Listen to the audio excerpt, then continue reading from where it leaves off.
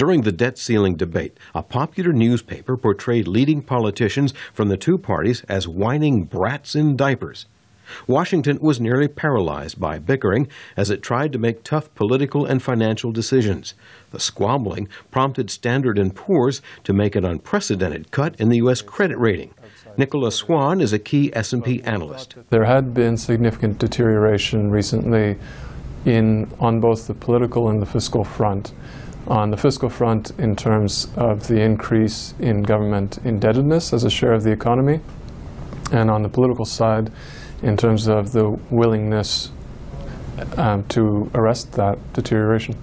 Economists say the polarization in this year's election campaigns could make Washington's dysfunctional politics even worse. Last year's congressional debate focused on efforts to raise the legal limit on what the U.S. government can borrow to fund its deficits and debt.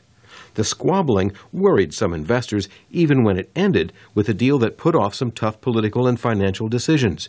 So Congress has to deal with the debt ceiling again and also agree on what to do about tax cuts set to expire at the end of this year.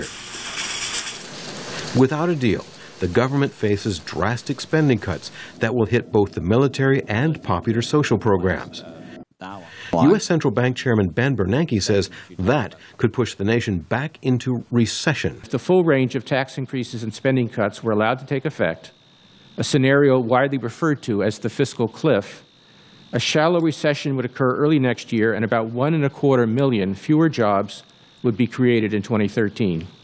Brookings Institution economic scholar Philip Wallach says he expects that Democrats and Republicans in Congress will work something out eventually. The Republican leadership ultimately made sure that they compromised just enough to get a deal done at the last minute, and if you were sort of a betting man, you'd probably say that's what will happen again the next time around, because they don't want to be responsible for plunging the economy into chaos. So Congress and the President have just a few months to finish the difficult task of reaching agreement on spending and taxes in ways that do not damage the economy.